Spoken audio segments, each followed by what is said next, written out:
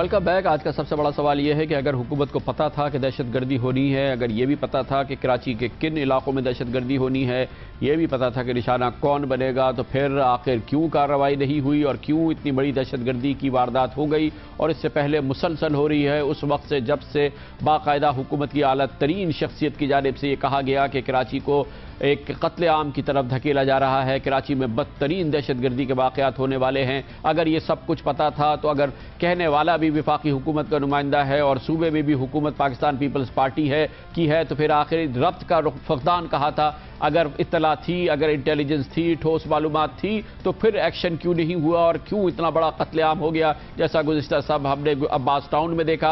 और इससे पहले तबातुर से हम दहशतगर्दी के वाक़यात देख रहे हैं, जिसमें कराची में लोगों को निशाना बनाया जा रहा है। 3 सुन्नी उलमाए दीन को भी निशाना बनाया गया, जिनको कराची की एक मसरूफ शाहराह पर गोलियां मार के शहीद कर दिया गया। उसके बाद से भी मुसलसल वाक़यात हुए, उससे पहले भी, और कल कराची का ये अलमनाक वाक़या। अगर ये सारी मालूमात है तो ये मालूमात होती किस लिए है अगर इस पर अमल नहीं हो सकता। जनाब रहमान मलिक वफाकी वज़ीर दाखिला ने 28 जनवरी को सबसे पहले ये ऐलान किया था। उस वक्त पूरी कौम सन्नाटे में आ गई थी और लोगों ने उनके इस बयान को बहुत सीरियस अंदाज में नहीं लिया था, लेकिन लोगों के रोंगटे खड़े होने शुरू हो गए थे। अभी मैं कहने जा रहा हूं वो बिल्कुल बेस्ड ऑन इंटेलिजेंस है कि फरवरी के फर्स्ट वीक से ऑनवर्ड कराची शहर को एक घमसान की जंग में माहौल में कन्वर्ट करने की कोशिश की जाएगी। एक मैस्कार होगा। मैं उस मैस्कार को खात्मा चाहता हूं और मैं अपील करता हूं सारी पाकिस्तान की इंटेलिजेंस एजेंसीज, जिसमें ISI, IB, MI और स्पेशल ब्रांचेस हैं, कि वो अपना टाइम 75% कराची के हालात को बेहतर करने के लिए करें। क्योंकि अगर कराची का माहौल खराब हुआ तो हिस्ट्री में सिर्फ पाकिस्तान पीपल्स पार्टी की गवर्नमेंट नहीं जाएगी, सारी एजेंसीज के नाम जाएंगे, अपने सारी लॉ एनफोर्समेंट एजेंसी के नाम जाएंगे, जो लोग इसको हेड कर रहे हैं उनके नाम जाएंगे, क्योंकि वो इस चीज को नहीं संभाल सके।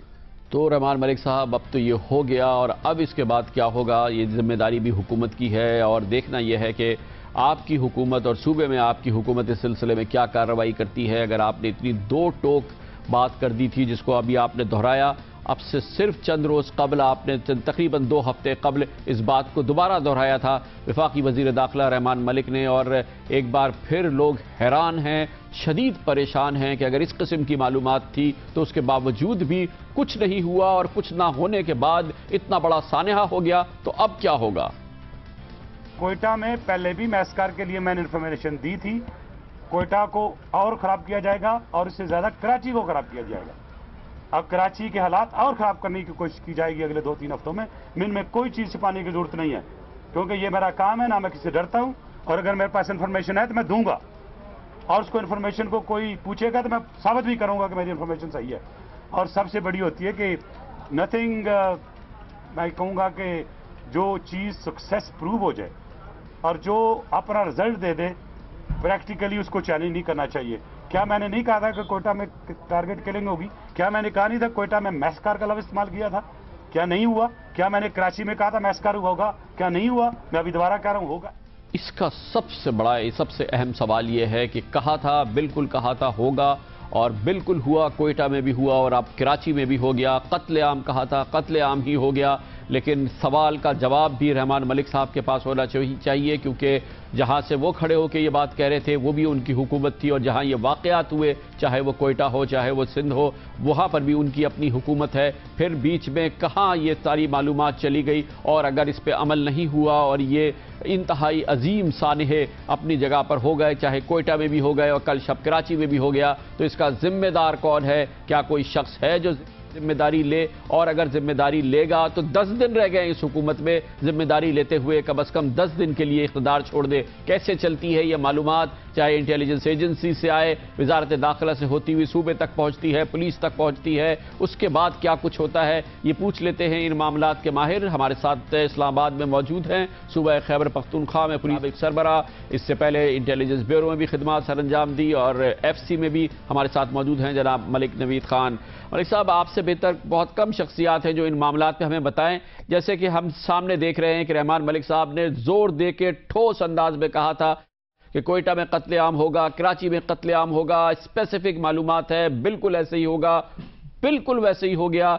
और हम उस जमाने में कहते थे कि खाकम बदहन ऐसे ना हो, लेकिन ये सब कुछ हो गया है। ये बताइएगा, जब इतनी ठोस मालूमात होती है, कैसे ट्रैवल करती है विफाक से सूबे के दरमियान, और फिर सूबाई हुकूमतें, सूबाई पुलिस एजेंसीज किस तरह से काम करती हैं, और अगर विफाक में भी एक हुकूमत है और सूबे में भी एक हुकूमत है, तो इस बड़े गैप का और इस शदीद नाकामी की क्या वजूहात हो सकती हैं?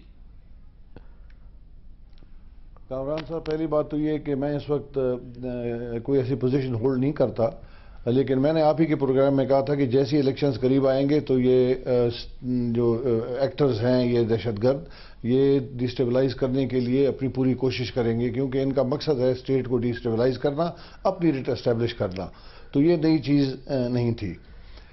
दूसरा, जहाँ तक बात है ये एजेंसीज़ का, बदकिस्मती ये है कि हमारे यहाँ जैसे बाकी इदारे ख़राब हुए हैं, डिजेनरेट हुए हैं, इसी तरह इंटेलिजेंस एजेंसीज भी डिजेनरेट हुई हैं, और इसका असर हुआ है उनकी अफरादी कुव्वत पर, ह्यूमन रिसोर्स पर, प्रोफेशनलिज्म जो कि। लेकिन मलिक साहब, हम तो उस हम इंफॉर्मेशन की बात कर रहे हैं जिसमें इतनी प्रिसाइज इंफॉर्मेशन खुद फेडरल इंटीरियर मिनिस्टर दे रहे हैं कि एग्जैक्टली इस तरीके से होगा, इन जगहों पे होगा। जाहिर है कि उनको ये फीड जो आई है ये इंटेलिजेंस एजेंसी से ही आई होगी। जो नाकामी हुई, इसमें तो लग रहा है कि इंटेलिजेंस मौजूद थी कि ऐसे होगा। नाकामी तो ये हुई कि उसको रोका नहीं जा सका, इनको प्रिवेंट नहीं किया जा सका। तो ये क्या वजह हो सकती है जो इस किस्म की स्पेसिफिक इंफॉर्मेशन, इतनी बड़ी इंफॉर्मेशन होने के बावजूद प्रिवेंशन नहीं हो पाती? कामरान साहब, जो भी बड़ा इवेंट होता है उससे पहले इजरा शुरू हो जाता है इसी तरह की रिपोर्टों का इंटेलिजेंस एजेंसीज की तरफ से। एक तो जनरल किस्म की इंफॉर्मेशन होती हैं कि जी अगले कुछ दिन में कुछ दहशतगर्द फलां शहर में दाखिल होंगे। अगर तो उसी दौरान कुछ ना हुआ तो इसका क्रेडिट एजेंसीज लेती हैं कि जी चूंकि हमने अलर्ट किया था, एजेंसीज अलर्ट हुई, लॉ इन्फोर्समेंट एजेंसीज, और लिहाजा कुछ नहीं हुआ। अगर लॉ इन्फोर्समेंट एजेंसीज कोई कार्रवाई कर लेती हैं, किसी को पकड़ लेती हैं या असला रिकवर कर लेती हैं, तो भी फिर क्रेडिट जाता है इंटेलिजेंस एजेंसीज को। तो ये जनरल इंफॉर्मेशन जो है हर इवेंट से पहले फ्लोट होती हैं। स्पेसिफिक इंफॉर्मेशन और टेंजिबल और गुड। आप ये फरमा रहे हैं कि ये मालूमात होती है, लेकिन ये उमूमी नौइयत की मालूमात होती है, इसमें स्पेसिफिक पिन पॉइंट नहीं किया जा सकता, इसलिए पुलिस कोई कार्रवाई नहीं कर पाती। अमूमन यही होता है, जो एग्जैक्टली हो उसमें तो जाहिर है उनको अगर पता हो कि एक गाड़ी है या एक ग्रुप है या एक जगह पे तैनात है कोई ग्रुप, उसको पकड़ना है इस साने से पहले, तो फिर तो ये साना हो ही ना। वो आदमी जब आ जाते हैं और पूरी कार्रवाई करते हैं, और अगर पुलिस के पास इंटेलिजेंस हो और वो एक्ट न करे तो बात है। लेकिन चूंकि जनरलाइज्ड इंफॉर्मेशन होती है कि जी हो सकता है कि इस इवेंट में कोई धमाका हो, तो अब धमाका तो हर किस्म का हो सकता है, सुसाइड बॉम्बिंग हो सकती है, रॉकेट अटैक हो सकता है। बहुत बहुत शुक्रिया जनाब मलिक नवीद खान हमारे साथ थे। ये भी जानने की कोशिश करेंगे वक्फे के बाद कि हज़ारा कत्लेआम के बाद अब्बास टाउन कत्लेआम हुआ है, बिल्कुल एक ही किस्म के वाक़यात हैं। ये जानेंगे कि क्या ये मास्टरमाइंड एक ही है दोनों वाक़यात का। कमर्शियल ब्रेक के बाद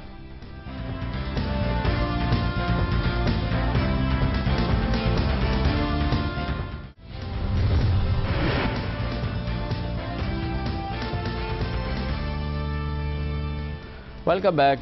हज़ारा कत्लेआम के पीछे वही लोग हैं जिन्होंने अब कराची का कत्लेआम किया है। मास्टरमाइंड कौन है, इसको जानने की कोशिश करेंगे प्रोग्राम में आगे चल के। लेकिन जो मुल्क में इस वक्त फ़िरक़ावारियत नज़र आती है, फ़िरक़ावाराना दहशतगर्दी के जो वाक़यात नज़र आ रहे हैं, उसमें सबसे ज़्यादा कसूर नज़र आता है डॉक्टर्स का, जिनको कत्ल किया जा रहा है। उन लोगों को जो कि ज़मीन पे मसीहा हैं, लोगों की जानें बचाने की कोशिश करते हैं, लोगों की जानों को बचाने के वाले अब खुद उनकी जानों पे दरपे हैं लोग, दहशतगर्द। और ये वाक़यात पूरे पाकिस्तान में हो रहे हैं, गो कि इनकी अक्सरियत कराची में देखने में आती है। इस साल में अब तक 8 डॉक्टर्स को कत्ल किया जा चुका है। कराची में इसका सबसे बड़ा वाक़या 9 जनवरी को हुआ था, जब 47 साला डॉक्टर प्रोफेसर महमूद अहमद बरकाती, जो कि 47 जिनकी 87 साल उम्र थी, उनको फेडरल बेरिया में उनके मतब में इस 87 साला हकीम डॉक्टर को गोलियां मार के हलाक किया गया था। इसके अलावा 9 जनवरी को पिशावर में डॉक्टर रियाज हुसैन को कत्ल किया गया। 22 जनवरी को नई कराची में डॉक्टर हसन आलम को घात लगा के कत्ल किया गया। 28 जनवरी को कराची के इलाके कोरंगी में डॉक्टर अब्दुल रशीद को गोलियां मारी गई। 4 फरवरी को कराची के इलाके हुसैनाबाद में डॉक्टर इस्माइल सूर्या को कत्ल किया गया। 18 फरवरी को लाहौर में eye surgeon doctor Ali Haider और उनके साहबजादे मुस्तफ़ा हैदर को कत्ल किया गया। 21 फरवरी को पेशावर में डॉक्टर शाहनवाज अली को फायरिंग करके हलाक किया गया और परसों कराची के इलाके कटी पहाड़ी के करीब डॉक्टर हादी अफजाल को शहीद किया गया है। इसमें किसी एक फिरके के लोगों को शहीद नहीं किया जा रहा, तो डॉक्टर्स को मारना मकसूद है और कभी शिया डॉक्टर को मारा जा रहा है और कभी सुन्नी डॉक्टर को मारा जा रहा है। कराची में इस किस्म के तकरीबन 4 वाक़यात हुए हैं पिछले 8 हफ्ते में। इसकी मजीद मालूमात लेंगे और इसके लिए हमें ज्वाइन किया है हमारे कॉरेस्पॉन्डेंट तला हाशमी ने। बहुत शुक्रिया तला। जो कराची के वाक़यात हुए हैं जिनमें ये डॉक्टर्स को गोलियां मारी गई हैं, उनको हलाक किया गया है, क्योंकि इससे पहले भी गुज़िश्ता सालों में हमने देखा है कि ख़ास तौर पर डॉक्टर्स को निशाना बनाया जाता है। इसके बारे में पुलिस का क्या कहना है कि ये डॉक्टर्स को क्यों निशाना बनाया जाता है और एक फिरके का डॉक्टर मारा जाता है तो फिर दूसरे फिरके का डॉक्टर मारा जाता है? जी बिल्कुल कामरान साहब, ये रीत आज चलिए बहुत सालों से चली आ रही है और अब भी इस पर काबू नहीं पाया जा सका है। एक आम आदमी जब मरता है उस वक्त भी पुलिस का यही रिएक्शन होता है और एक जब डॉक्टर जो कि मसीहा कहलाता है जब वो उसको टारगेट किया जाता है तो भी यही रिएक्शन होता है। कराची में आगे दिनों में जो है वो 4 डॉक्टर को निशाना बनाया है। इनमें से एक नॉर्थ अहमदाबाद, एक कटी पहाड़ी, एक न्यू कराची और एक बाद में था। उसके बाद की जो सूरत हाल है, जो इन्वेस्टिगेशन है, उसका वही आलम है जो दूसरे केसेस का होता है। यानी पुलिस सिर्फ मुकदमा दर्ज करती है, जाने के बाद या तो उनके लवाहिकीन को तसल्ली दे दी जाती है या कुछ और किया जाता है उनको और फिर उसके बाद उस केस को दबा दिया जाता है। यहाँ पे का कत्ल हुआ है, अभी तक ये दोनों से इनका ताल्लुक है, सुन्नी भी है, अहले भी है, दोनों डॉक्टर्स को साबित किए गए, लेकिन दोनों में से अब तक किसी के भी कातिल गिरफ्तार नहीं हो सकेगा। बहुत बहुत शुक्रिया। कमर साहब ब्रेक, उसके बाद जिक्र करेंगे क्या कोयटा में जो कत्लेआम हुआ, हज़ारा बरादरी का जो कत्लेआम हुआ और जो कराची में कल अब्बास टाउन में वाक़या हुआ, क्या एक दूसरे से सिलसिले से जुड़ी हुई कड़ी है? इसके बारे में बात करते हैं कमर साहब ब्रेक के बाद।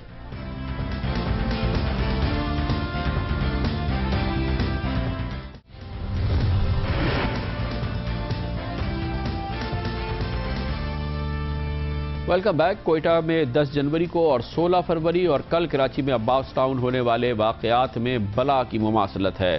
बदतरीन दहशतगर्दी के वाक़यात हैं। तीनों वाक़यात में उन इलाकों को निशाना बनाया गया जहां पर अक्सरियत शिया बरादरी की रहती है और इन तीनों वाक़यात में गाड़ियां इस्तेमाल की गई, ट्रक्स और गाड़ियां इस्तेमाल की गई। बारूद से भरी हुई इन गाड़ियों को उन मकामात पर ले जाके खड़ा किया गया और किसी रिमोट कंट्रोल डिवाइस से उनमें धमाका किया गया। बुरी तरह से बदतरीन तबाही फैलाना तीनों वाक़यात का मकसद था। कोयटा के दोनों वाक़यात की जिम्मेदारी लश्कर जंगवी ने कबूल की, लेकिन अब्बास टाउन के वाक़े की जिम्मेदारी फ़िलहाल किसी ग्रुप ने कबूल नहीं की है। हज़ारा टाउन के वाक़यात क्योंकि अब इनको हुए हुए तकरीबन 2 हफ्ते से ज़ायद हो गया। आखिरी वाक़या 16 फरवरी को हुआ था, इससे पहले 10 जनवरी का वाक़या हुआ था। इस सिलसिले में क्या मालूमात हासिल हुई, मुल्ज़मान तक कहाँ तक पहुँचा जा सका और क्या कोयटा और कराची के वाक़यात का मास्टरमाइंड एक हो सकता है, इसकी मजीद मालूमात लेंगे और इसके लिए हमें ज्वाइन किया है जनाब मीर ज़ुबैर महमूद ने। बहुत बहुत शुक्रिया मीर ज़ुबैर साहब, आपने हमें ज्वाइन किया। पहले तो ये फरमाइएगा कि 10 जनवरी और 16 फरवरी को जो सानेहात हुए थे जिसमें हज़ारा बरादरी को निशाना बनाया गया था ट्रक बॉम्ब्स के जरिए, अब इनकी इन्वेस्टिगेशन आपको कहाँ तक ले जा चुकी है, कितना आपके पास मालूमात है? कामरान साहब शुक्रिया। मैं इतना कहूँगा कि इन्वेस्टिगेशन 2 तरह की हो रही है। एक वो है कि जो टेक्निकल तरीके से हमारे एक्सपर्ट्स हैं, जो फोरेंसिक्स के हैं, वो हमारी कर रहे हैं, और दूसरा हम उन मुल्ज़मान तक पहुंचने की कोशिश कर रहे हैं जिनकी हमारे पास कुछ न कुछ मालूमात हैं और जिनका हमें अंदाजा है। इस सिलसिले में अगर आप थोड़ा सा याद करें तो कुछ दिन पहले 2 एनकाउंटर्स हुए थे फ्रंटियर कंस्टेबलरी कोर के साथ, जिनमें 6 लोग मारे गए थे और इन लोगों का ताल्लुक दहशतगर्द तंजीमों से के साथ ही था और इनका ताल्लुक भी ये लश्कर जंगवी और उन्हीं से था। और अब भी तफ्तीश उसमें हो रही है, काफी हमारे पास लीड्स हैं, तो हमें उम्मीद है इंशाल्लाह कि हम जल्दी इन मुल्ज़मान तक पहुंच भी जाएंगे। क्या ज़ुबैर साहब ये वाक़यात की जिम्मेदारी, कोयटा के दोनों वाक़यात की जिम्मेदारी लश्कर जंगवी ने कबूल की थी, इस किस्म के कई वाक़यात की जिम्मेदारी कबूल की है। बलूचिस्तान में जहाँ पर ये 2 बहुत बड़े सानेहात हुए थे, लश्कर जंगवी की प्रेजेंस कहाँ है और इसके बारे में आपके पास कितनी मालूमात है, कौन इसको ऑपरेट कर रहा है? जी, यहाँ पर जो है लश्कर जंगवी की मौजूदगी बारहा वो किसी न किसी तरीके से कभी टारगेट किलिंग के हवाले से और कभी बॉम्ब ब्लास्ट के और सुसाइड बॉम्बिंग के हवाले से वो अपनी मौजूदगी यहाँ साबित करते भी रहे और बारहा उन्होंने कई वाकयात की जो है जिम्मेदारी भी कबूल की है। ज्यादातर तो यहाँ पर लोकल यानी बलूचिस्तान के लोग हैं, लेकिन इनके ताने बाने बाकी जगहों से, कराची से भी और बाकी जगहों से भी मिलते हैं और हम दोनों तरह से यानी नेशनल लेवल पर भी और लोकल लेवल पर भी इस इन्वेस्टिगेशन को आगे लेके चल रहे हैं और हमें उम्मीद है कि हम इंशाअल्लाह ताला जल्दी इन तक पहुंचेंगे भी।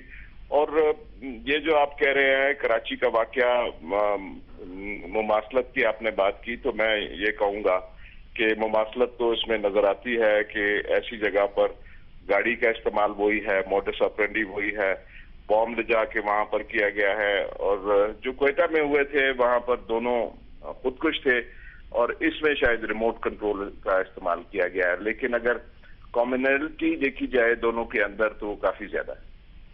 बहुत बहुत शुक्रिया मीर ज़ुबैर महमूद हमारे साथ ब्रेक और उसके बाद जिक्र करेंगे।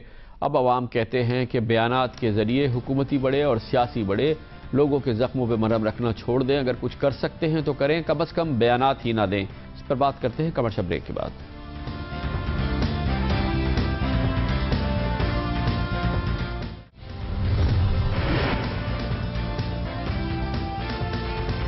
Welcome back. अवाम के दरमियान, अवाम की गमोअंदों और अब हुक्मरानों और सियासी बड़ों के दरमियान जो ताल्लुक़ है वो अब बिल्कुल ख़त्म होता नज़र आता है। अवाम बिलक रहे हों और उन पर जिस तरह की भी मुसीबत गिर रही हो, हुकूमती बड़े उनके करीब नज़र नहीं आते, जैसा कि आपने कराची के वाक़यात में देखा। इससे पहले कोयटा के वाक़यात में भी चीज़ देखने में आई है।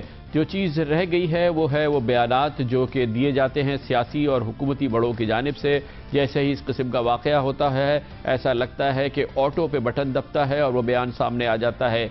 मीडिया चाहे तो वो बयान पढ़े बगैर नशर कर सकता है क्योंकि वही बयान होगा जो पिछली दफ़ा या उससे पहले आया होगा, और अखबारात चाहें तो उसको वैसे ही छाप सकते हैं और मैं भी चाहूँ तो बगैर पढ़े आपको बता सकता हूँ कि कल के वाक़े के बाद क्या बयान आया होगा। सदर आसिफ अली जरदारी ने कहा कि बम धमाके की उन्होंने शदीद मजम्मत की। हुकूमत सिंध को हिदायत जारी की कि कराची में अमन अमान के क़याम के लिए सख्त इक़दाम किए जाएँ, अवाम की जान माल के तहफ़्फ़ुज़ को यकीनी बनाया जाए। वज़ीर आज़म राजा परवेज़ अशरफ ने कहा हुकूमत दहशतगर्दों के खिलाफ कार्रवाई जारी रखेगी। कराची बम धमाकों में मुलव्विस मुल्ज़मान को कैफ़र किरदार तक पहुँचाया जाएगा। फ़ोन भी उन्होंने कर दिया चीफ मिनिस्टर सिंध को। इसके अलावा जनाब अल्ताफ़ हुसैन ने कहा है MQM के कायद ने कि बार्ट्सटाउन में के धमाके में मुलव्विस अफराद को 3 दिन में गिरफ्तार ना किया गया तो सिंध के अवाम दहशतगर्दी के खात्मे तक हर किस्म का कारोबार बंद करने पर मजबूर हो जाएंगे, यानी कि जो छोटा मोटा बचा कुचा कारोबार है वो भी मुकम्मल तौर पर बंद करने की तैयारी कर लें। जनाब नवाज शरीफ सदर पाकिस्तान मुस्लिम लीग नून ने कहा कि अब्बास टाउन वाक़े की वो पुरजोर मजम्मत करते हैं। जनाब इमरान खान ने कहा कि मुल्क को इस हालत तक पहुँचाने के जिम्मेदार सदर जरदारी और नवाज शरीफ हैं। वज़ीर आला पंजाब जनाब शहबाज शरीफ ने कहा बेगुनाह लोगों को दहशतगर्दों का निशाना बनाने वाले इंसान नहीं दरिंदे हैं। असफंद यार वली ने कहा कि कराची धमाकों की वो शदीद मजम्मत करते हैं। ये वो वाक़यात हैं जो आपने हज़ारहा बार सुने मगर ये हर बार आते हैं और इसी तरह से कल कराची के अब्बास टाउन के जुल्म अजीम के बाद भी ये वाक़यात आपने देखने में आए। और अगर आप ये जानने की कोशिश करते हैं कि अब्बास टाउन वालों तक कौन पहुँचा तो इनमें से कोई भी नहीं पहुँचा और ना ही पहुँचने की जिम्मेदार है, ना ही अब्बास टाउन वालों तक पहुँचा और ना ही इनमें से कोई उन जख्मियों तक पहुँचा जो कराची के 5 अस्पतालों में इस वक्त भी शदीद अजियत से दो चार हैं। अजियत से दो चार लोगों का रहनुमाओं का ताल्लुक सिर्फ बयानात की हद तक रह गया है। इससे ज़्यादा बढ़ के ये होता है कि जो जिम्मेदारान हैं वो ऐसे बयानात देते हैं कि जिसको देख के या तो आप बेकाबू हो जाए गुस्से में या हंसी में। कराची की सूरत हाल की जिम्मेदारी बहरहाल हर सूरत में सिंध के वजीर आला पर है, सिंध की हुकूमत पर है। सिंध की वजीर आला और सिंध की हुकूमत पाकिस्तान पीपल्स पार्टी की है और हुकूमत भी पाकिस्तान पीपल्स पार्टी की है। वजीर दाखिला रहमान मलिक बार बार कहते हैं कि उन्होंने स्पेसिफिक मालूमात हुकूमत सिंध तक पहुँचा दी थी कि कराची में बड़ा कत्ल-ए-आम होने वाला है, लेकिन इन वाक़यात के बाद भी और कराची में जारी कत्ल-ए-आम के बाद भी अगर कभी सिंध के वजीर आला सैयद कायब अली शाह मीडिया पे आते हैं तो वो कराची के हालात के बारे में कुछ ये कहते नजर आते हैं जैसा कि उन्होंने अब से सिर्फ 2 हफ्ते कबल कहा। इस वक्त अमन अमान की हालत काफ़ी मुनासिब सी है, स्टेबल है, लेकिन इसको बेहतर कर सकते हैं हम सब मिल के, क्योंकि ये अब पाकिस्तान का मसला है अमन अमान के सिलसिले में, लेकिन हम जहाँ तक सिंध है वहाँ काफ़ी हमने कंटेन किया हुआ है कि हीनेस ऑफेंसेस जो हैं वो काफ़ी कम हुए हैं, कभी कभी ज़्यादा भी हो जाते हैं, उसमें ये ज़्यादा आंसर जो है वो बाहर का है और यहाँ का लोकल आंसर इसमें कम। इसके साथ ही हमारे आज के प्रोग्राम का ख़त्म होता है। कल आपसे फिर मुलाकात होगी। कल तक के लिए कामरान खान को इजाज़त। अल्लाह हाफ़िज़ नासिर।